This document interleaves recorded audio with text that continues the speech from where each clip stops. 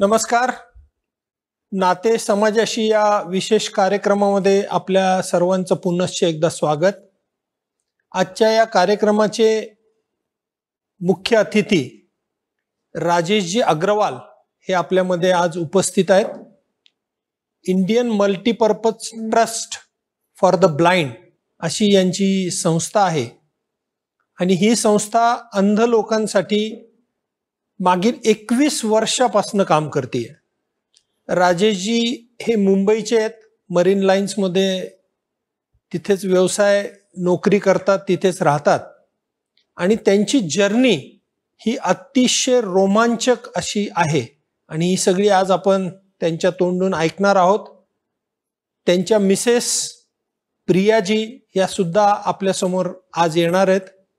तर राजेशजींबरोबर आता आपण या चर्चा शुरुआत करूया.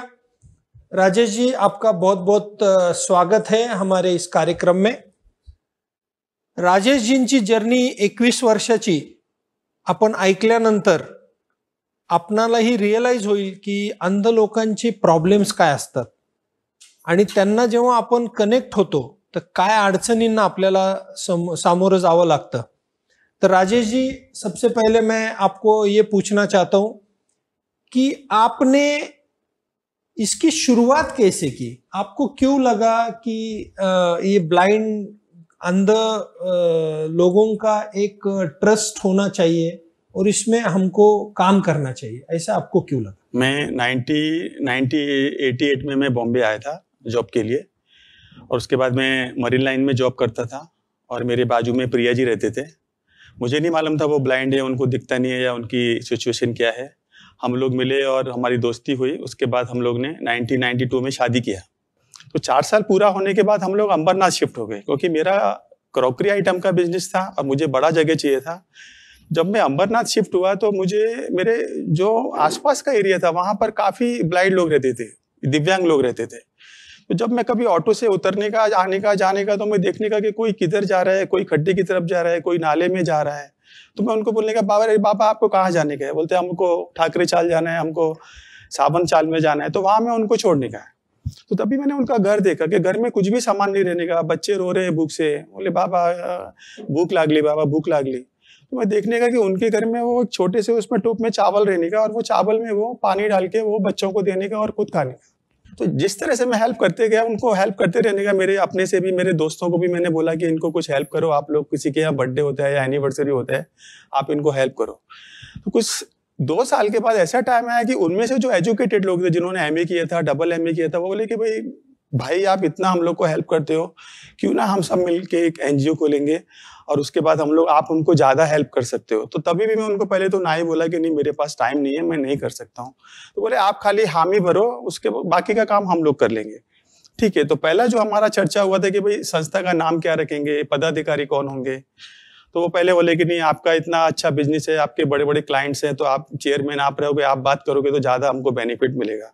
तो पहला मीटिंग में नाम क्या रखा था हम लोग ने कि भाई कुछ धार्मिक नाम रखेंगे, ओम गणेश चैरिटेबल संस्था, ऐसा कुछ.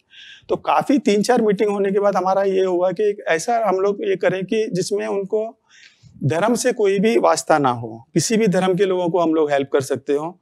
और दूसरा उसमें ये हम लोग ने किया कि अगर हम लोग संस्था खोलेंगे तो मल्टीपल वे में उनको हेल्प करेंगे, हमारे ब्लाइंड लोगों को. चाहे उनके शादी का हो, चाहे उनके मेडिकल का हो, या उनके जॉब का हो, या उनके घर का रहने का हो, जो भी उनको समस्या आती है उसके लिए हम लोग ने काम करेंगे. और पहला नाम जो हमारे सामने आया वो फिर हम लोग ने रखा कि जो हमारे देश से हमको प्यार है, पहला नाम रखा हम लोग ने Indian multipurpose trust for the blind. Indian multipurpose trust for the blind का स्थापना हम लोग ने 2001 में किया. और देखिएगा देव कीजिए कि ये रहती है कि जब हम लोग अच्छा काम करते हैं, 2001 में हम लोग ने रजिस्ट्रेशन किया 1860 एक्ट में, सोसाइटी एक्ट. 3 महीने बाद जून में हम लोग ने जो किया 1950 मुंबई पब्लिक ट्रस्ट एक्ट में. और उसके बाद हमारे सीए ने तुरंत एटीजी के लिए अप्लाई किया. अभी देखिएगा कि ऊपर वाले की दया देखिए कि इनकम टैक्स एटीजी के लिए जब आप अप्लाई करते हो तो इनकम टैक्स इंस्पेक्टर घर पे आता है. और तभी हमारा ब्लाइंड लोगों का मीटिंग चालू था. तो उनको समझ में नहीं आया कि मैं कहाँ आ गया. एक छोटे से विलेज में, एक छोटे से रूम में ब्लाइंड लोग बैठे और चर्चा कर रहे हैं. तो वो गए, उन्होंने हम लोग को तुरंत ही एटीजी सैंक्शन करके दे दिया. उसके बाद जो हमारा सफर शुरू हुआ कि हम लोग ने फिर घर घर जाके देखा। हमको नहीं मालूम था ब्लाइंड लोग, मुझे तो नहीं मालूम था कि ब्लाइंड लोग कैसे काम करते हैं। मैं उनके घर पे जाने का, उनके बच्चों के बर्थडे होते हैं वहां सेलिब्रेट करने का, उनको हेल्प करने का, देखने का ये लोग कैसे खाना बनाते हैं। मुझे बहुत आश्चर्य हुआ कि उनको लाइट की जरूरत नहीं होती है। आज हम लोग बोलते हैं कि जैसे कि योगा है या योगी है, वो तो खुद एक योगी हैं। कि आप मानेंगे उनके हाथ का बना हुआ खाना आपको इंडिया का कोई भी केटरिंग वाला दे नहीं सकता है। क्या बात। सच्ची बोलता हूँ, खुद मेरी मिसेज ब्लाइंड है, उनके हाथ का आप चना मसाला, आलू मटर, पनीर की भाजी आप खाएंगे तो मैं आपको दावे के साथ कह सकता हूँ कि इंडिया का कोई भी केटरिंग वाला वो टेस्ट नहीं दे सकता है। उसकी एक वजह मैं बताता हूँ। वो लोग रोटी वो लोग करते हैं तो उनको महक से मालूम पड़ता है कि रोटी पक गई, उनको लाइट से मतलब नहीं है। जब भाजी वो लोग बनाते हैं, मेरे एक दोस्त है नंद कुमार कामले, वो सेक्रेटरी है, मैं बताना चाहूंगा आपको, उन्होंने भाजी बनाया। इतना टेस्टी खाना बनाते हैं लोग, क्योंकि उनको कैसा होता है कि जब भी वो लोग मसाला डालते हैं तो उनको हाथ का अंदाज रहता है। आपने देखा होगा ब्लाइंड को आप 100 रुपए दो, वो आपको बोलेंगे ये 100 रुपए है। आप उनको 20 रुपए दो, वो आपको बोल देंगे ये 20 रुपए। वो जिस तरह का उनका जो ब्रेल भाषा होता है, जो 6 वर्ड में रहता है ब्रेल लिपि, ऐसे वो नोटों को वो लोग पहचान लेते हैं। ऐसे खाने का उनका है कि महक से वो समझ जाते हैं कि भाजी पक गई है। और मैं दावे के साथ कहता हूं कि वो भाजी जो आप खाएंगे, कभी मैं इनवाइट करूंगा सर आपको, कोई मेरा बड़ा फंक्शन रहेगा तो आप बोलेंगे कि दुनिया का कोई भी केटरिंग इतनी अच्छी भाजी नहीं बना सकता है। तो ये हमारा चलते गया। उसके बाद हम लोग को मालूम पड़ा कि हमारे अंबरनाथ से 20 किलोमीटर दूर एक विलेज है जहां पर ब्लाइंड लोग सेटल्ड है। हम लोग वहां गए, वहां जाके हम लोग ने जो हालत देखा है, इतनी जो झोपड़ियां हैं उनकी, एक्चुअली में हम लोग को किसी ने पूछा कि भाई इतने सारे ब्लाइंड लोग यहाँ जमा क्यों हैं। उसका सबसे बड़ा एक ये था रीजन कि ब्लाइंड जो उनकी फीलिंग शेयर करता है वो ब्लाइंड के साथ शेयर करता है, साइटेड के साथ वो उतना शेयर नहीं कर पाता है। तो वो लोग आपस में मिलते हैं, जुलते हैं, सुख दुख में काम होते हैं, किसी की डेथ होती है, किसी की एनिवर्सरी होती है, बर्थडे होता है, तो वो लोग आपस में सेलिब्रेट करते हैं। तो मैं वहां धीरे धीरे उनमें इन्वॉल्व होने लगा। कुछ फंड या चीज की वजह से नहीं, मुझे एक लगता था कि मैं उनको देखूं और समझूं। मुझे तभी भी ऐसा नहीं था कि मैं उनको मदद करूं, ऐसा कुछ भी नहीं था, क्योंकि वो अपनी जिंदगी जीते थे। मेरे को बुलाते थे कि उनके दोस्तों से उनको मालूम पड़ता था कि हमारे भाई साहब रहते हैं मोरीवली गांव में, बिजनेसमैन है, वो हमको हेल्प करते थे। बोले कि आपको हमारे बच्चे के बर्थडे में आना है, तो मैं वहां जाने का, डेकोरेशन करने का, केक काटने में हेल्प करने का उनको, तो उनको बहुत अच्छा लगने का। और उनकी वो खुशी देख के मुझे बहुत खुशी होने का कि जिस तरह से वो लोग बर्थडे सेलिब्रेट करते हैं, एनिवर्सरी सेलिब्रेट करते हैं, या कभी कभी घर में न्यू बॉर्न बेबी आया, तो उस तरह से मैं उनके बीच में जाके मैंने सीखा कि इनके लिए क्या करना चाहिए। अच्छा। तो सबसे पहले मैंने काम ये किया उनके लिए कि गवर्नमेंट से उनको क्या मिल सकता है। गवर्नमेंट में पेंशन योजना है, ऐसे बहुत सारी चीजें हैं जिसका गवर्नमेंट समय समय पे जीआर निकालती है। वो लोग न्यूज़पेपर पढ़ते नहीं है, वो लोग को कुछ ऐसा संचार माध्यम उनको मालूम नहीं होता है। तो सबसे पहले हमने उनको ये बताना शुरू किया कि आपके लिए क्या क्या है, आरटीआई का आप यूज करो। हमने मुंबई म्यूनसिपालिटी में आरटीआई डाला, मिस्टर जयराम पाठक थे तभी म्यूनसिपल कमिश्नर, उनसे बात किया कि आप इनके लिए क्या कर सकते हो। हमको मालूम पड़ा वहां 800 जॉब है। भाईंदर नगर पालिका में बात किया, अंबरनाथ नगर पालिका में बात की कि वहां 13 लोगों की जो वैकेंसी है वो दिव्यांग लोगों के लिए। दिव्यांग 3 टाइप के होते हैं, जैसे मैं आपको दूं 1, 2, 3, उसमें एक कैटेगरी ब्लाइंड की होती है, एक हैंडीकैप की होती है। तो इस तरह से हम लोग ने गवर्नमेंट साइड से भी काफी उनको हेल्प दिया। उनको जो संजय गांधी पेंशन योजना है वो चालू करके दिया, उसमें काफी पेपर वर्क होता है, वो उनको सॉल्व करके दिया आपको कैसे करना है। तो एक बहुत बड़ी चीज हो जाती है कि उनको हर महीना एक इनकम चालू हो जाती है। 1000 रुपया महीना उनके लिए एक बहुत बड़ी चीज है। गवर्नमेंट में उनके लिए जॉब निकलते हैं, वो अगर उनको आप समय समय पे उनको अगर आप बोलते रहे कि भाई देखो आपके लिए जॉब निकले हैं, आपकी जो कैटेगरी है उसमें जॉब है, आप अप्लाई करो। काफी लोग जॉब पे भी लग गए। और आप दंग रह जाएंगे ये बात सुन के कि काफी परफ्यूम कंपनियां हैं जिन्होंने ब्लाइंड को हायर किया है और अच्छी सैलरी पे। अच्छा। मोर देन 50,000 सैलरी पे वो लोग ने ब्लाइंड को हायर किया है कि खाली आप सूंघ के बताओ इसका गंध कैसा है। अच्छा, क्या बात। कि वो लोग का जो सेंस होता है कि वो इस तरह का होता है कि उन्होंने ब्लाइंड को हायर किया, ये उनकी एक खूबी है, क्योंकि खुशबू से ही उनको मालूम पड़ता है। उनके लिए सबसे जो आंखें हैं, नाक और उनके कान हैं, जिस तरह से वो जाते हैं बाहर, कहीं भी जाते हैं या ट्रैफिक आता है तो वो उनकी जो स्टिक रहती है उससे वो आगे एक फील करते हैं कि आगे क्या है, खड्डा है, कैसा है। तो उस तरह से वो अपना जीवन यापन वो लोग करते हैं।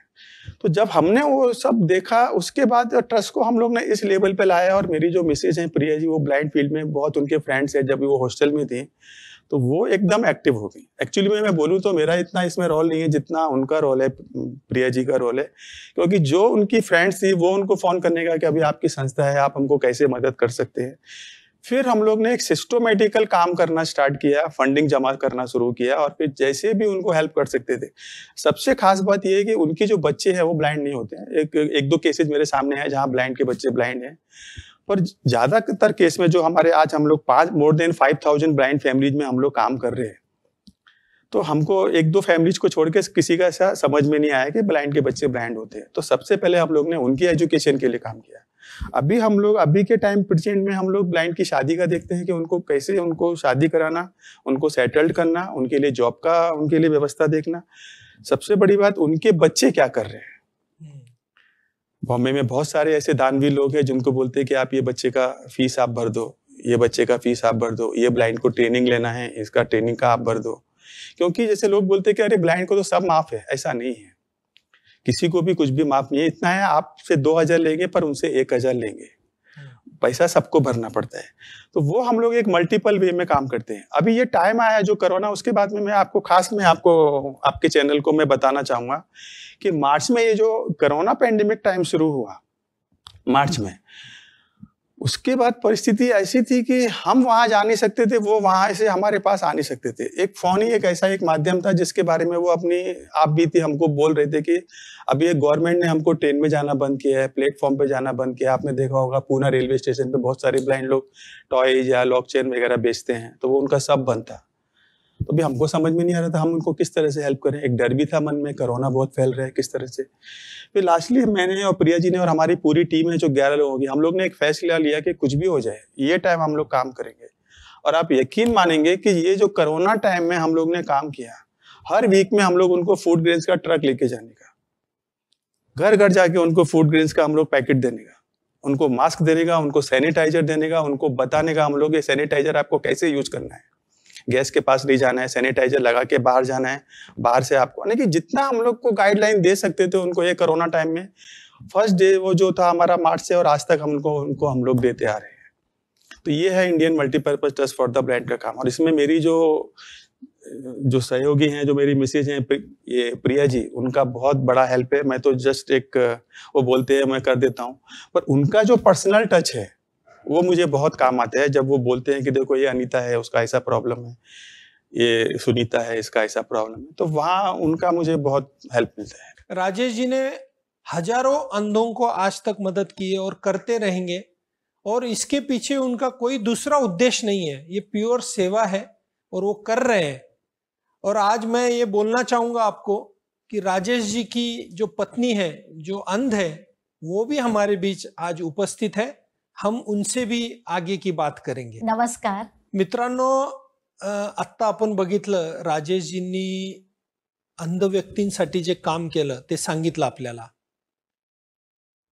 मी तुम्हाला खरंच सांगतो, मी जेव्हा यांच्याशी बोलत होतो मी खूप हळवा झालो होतो आणि मला एक खूप आनंद पण होता की कशा पद्धतीने एक कपल ब्लाइंड व्यक्तींसाठी काम करू शकतं।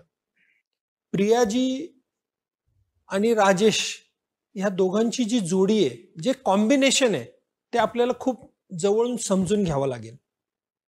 प्रियाजींनी जेव्हा लग्न केलं त्या 3 वर्षानंतर खूप मोठी घटना घडली। ते जेवण अतिशय सुंदर बनवतात हे आपल्याला राजेशजींनी सांगितलं, आणि ते जेवण बनवत असताना तो तेल त्यांच्या अंगावर पडलेलं होतं आणि त्यांनी ती काडी लावली आणि त्या भाजल्या गेल्या। त्यांना ऍडमिट केलं गेलं। त्याच्यानंतर सुद्धा त्यांच्या तोंडून आपण ऐकूया की ते दिवस कसे त्यांनी काढले आणि कशा पुन्हा परत उभ्या राहिल्या। प्रियाजी, मला असं विचारायचं आपल्याला की आपण जेवण बनवत असताना जे काही तुमच्या हातनं जी काडी लागली आणि तो तेल आणि तुम्ही भाजल्या गेल्या, त्याच्यानंतर तुम्हाला काय फील झालं आणि तुम्ही कशा पद्धतीने हे सगळं हँडल केलं? मी भाजल्यानंतर मला ऍडमिट केलं गेलं। 2.5 महिने मी केम हॉस्पिटलला ऍडमिट होती आणि राजेशजीने मला खूप म्हणजे साथ दिलं। त्याची नोकरी पण गेली आणि तो सकाळी संध्याकाळी मला जेवण घेऊन यायचं, तिथे रात्रीचं झोपायचं, मग सकाळी आंघोळ द्यायला पण त्यालाच सांगायचे, कारण वी कुडंट अफोर्ड, म्हणजे त्याचं नोकरी गेल्यामुळे फायनान्शियल कंडिशन खूप वीक झालेली. आणि आफ्टर 2.5 महिन्यानंतर घरी आल्यानंतर मग मला परत नायरला ॲडमिट केलं. तिथे माझं प्लास्टिक सर्जरी केली गेली. तिथे क्लेरा मॅडम भेटल्यावर मला ट्रेनिंगचं सांगितलं की ट्रेनिंग द्या तिला. तर राजेशजीने मला ट्रेनिंगला मग अंधेरीला टाकलं. मी शाळेत असताना मला 9th स्टँडर्डमध्ये प्रिन्सिपलने सांगितलं, तुला दिसत नाही आणि तू आता पुढे एज्युकेशन घेऊ नाही शकते, because this is a sighted school.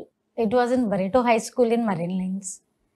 आता फादरला मी खूप रिक्वेस्ट केलं, माझ्या मम्मीने आणि सगळ्यांनी, बट ही सेड नाही, we cannot keep you in the school because you are a blind person. मग नॅबनी मला सांगितलं, आम्ही टेलिफोन ऑपरेटिंगचा कोर्स तुला देऊ, तुम्ही ट्रीटमेंटसाठी नॅबला ये. ट्रीटमेंट केल्यानंतर बोलले की you have not completed your 10th standard. मग मी अंधेरीला ट्रेनिंगला गेल्यानंतर मी मॅडमला सांगितलं, आमच्या superintendent Meera madam, Mrs Meera Barve, ma'am मला पुढे एज्युकेशन घ्यायचं आहे, टेलिफोन ऑपरेटिंग करायचं आहे, सो काहीतरी माझा हे करायचं. सो तिने मला SNDT कॉलेजमध्ये ॲडमिशन घ्यायला सांगितलं. अँड एंट्रन्स ओपन युनिव्हर्सिटीमध्ये एंट्रन्स टेस्ट दिलं मी. 12th स्टँडर्डचा पास झाली मी इन गुड पर्सेंटेज. अँड पूर्ण ग्रॅज्युएशन मी कम्प्लीट केलं तिथे. I completed my BA, I completed my telephone operating. आणि मग मी अंबरनाथला घर घेतलं आणि तिथे आम्ही मग त्यांचं बिझनेस चालू झालं. ब्लाइंडसाठी आम्ही काम करायला सुरुवात केली. मग मी कॉल सेंटरला पण ब्लाइंड गर्ल्स ला घेऊन wish to go for work. वोडाफोनला मी कॉल सेंटरमध्ये 7 वर्ष काम केलं as a telecaller.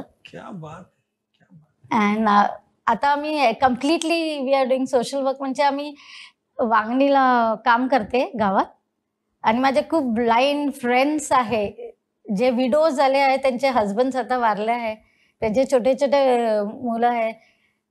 So most of them and old aged ladies, त्यांचे आता पोरं मोठे झाले आणि आता त्यांना बघत नाही. तर त्यांच्यासाठी मोस्टली आम्ही घरी घरी जाऊन हेल्प करते. अँड रिसेंटली 2 ॲक्सिडेंट झालेले आहे की आता 4 महिने झाले की TC काम GPRF काम करायला देत नाही त्यांना ट्रेनमध्ये. तर ते पडले गावात जाताना. And they met with an accident. दोन्ही पाय पण कापले त्यांचे. ब्लाइंड पण आहे आता, दोन्ही पाय पण नाही. तर आता त्यांना पण आम्ही आता घरी जाऊन त्यांचे मेडिकल हेल्प आणि रेशनिंग आजूबाजूच्या लोकांना सांगून की त्यांना काय करून द्या, आम्ही हर वीक येऊन तुमची मदत करणार. माझी ड्रीम आहे की मला एक हॉस्टेल खोलायचं आहे, एक जमीन भेटली तर, की मी या लोकांना जे भाडा नाही भरू शकतात, या त्यांना राहायला हे आहे, खायचं प्यायचं, तर मी तिथे ठेवून त्यांना एव्हरीथिंग फ्री एक वर्कशॉप उघडायचं आहे खाली ग्राउंड फ्लोअरला. तिथेच काम करा आणि तिथेच राहा. अँड मी त्यांच्यासोबत राहून to remove my life with along with the blind. या लोकांना आपल्याला साथ द्यायलाच पाहिजे. ज्या लोकांमध्ये समाजासाठी, अंध व्यक्तींसाठी काम करण्याची एवढी इच्छा आहे, मला असं वाटतं प्रियाजी, निश्चित आपलं स्वप्न पूर्ण होईल, आपल्याला जागा मिळेल, आपलं हॉस्टेल उभं राहील. प्रियाजींचं आणि राजेशजींचं अंध लोकांसाठी हॉस्टेल कसं उभं राहील आणि तेही फ्री ऑफ कॉस्ट आहे. मला असं वाटतं आपण सगळे याच्यात पुढे येऊया. प्रियाजी, आम्हाला असं सांगा आता की तुम्ही नुसती मदत नाही केली, तर मला असं कळालंय की तुम्ही अंध लोकांचे लग्न सुद्धा लावून देतात. तर ते काय आणि किती लोकांचं तुम्ही लग्न लावलंय आणि कशा पद्धतीने त्यांना तुम्ही जुळवलं? मी अंधेरीला होते तेव्हा माझे खूप फ्रेंड्स होते गर्ल्स, त्यांचे आणि NSD होम, नॅब यांचे पण हॉस्टेल बॉयजचे होते. तर ते फ्रेंड्स भेटायला यायचे आणि ते लोक मला सांगायचे की आम्हाला हमको शादी करनी, आमचं लग्न करायचं आहे. आता आम्ही रेंटमध्ये रूम घेऊ, पण पुढे काय, आम्हाला स्टोव पाहिजे, भांडी पाहिजे ते. तर मी एकदा राजेश सरला सांगितलं, राजेशजीला सांगितलं, म्हणले असं असं आहे, तर माझे खूप फ्रेंड्स आहेत, त्यांचं आम्ही लग्न करून देऊ. सगळे जे घरगुती जे वस्तू आहे, like from kitchen, in the kitchen, stove आहे, बेड, गादी, फॅन, घरचं टेबल सामान फॅन, सगळं. सगळं सामान, भांडी बिंडी, ते सगळं द्यायचं त्यांना आणि त्यांचं लग्न करायचं, त्यांचं कन्यादान करून. असे आम्ही 2-2, 4-4 लग्न असं करून करून आजपासून आम्ही 95 लग्न करून दिलेले आहे. वा वा म्हणजे वा. 95 मित्रांनो, यांचं काम बघितलं तर असं वाटतं की आता ऐकत राहावं, परंतु आपल्याकडे वेळेची मर्यादा आहे. परंतु हे काम अतिशय वेगळं काम आहे आणि ही देवाचीच ताकद आहे. आणि या दोघांचं प्रेम पण बघा, किती अफाट प्रेम आहे. यांची इच्छा राजेशजी पूर्ण करतात, राजेशजी त्याच्यासाठी धडपड करतात. प्रियाजी त्यांना अंध लोकांचे प्रॉब्लेम्स सांगतात, इश्यूज सांगतात, तर सांगत नाही तर त्याच्यात ते जगतात. आपण सगळे त्यांच्या या कार्यात निश्चित सहभागी होऊया आणि ह्यांचं येणाऱ्या हॉस्टेलमध्ये आपला सहभाग जरूर आपण इथे नोंदूया. प्रिया जी, आपको हमारा सबका सलाम है. मैं नमन करता हूं आपके कार्य को. मित्रांनो, आता आपण इथेच थांबूया. पुन्हा भेटूया नाते समाजाशी या कार्यक्रमामध्ये. नमस्कार.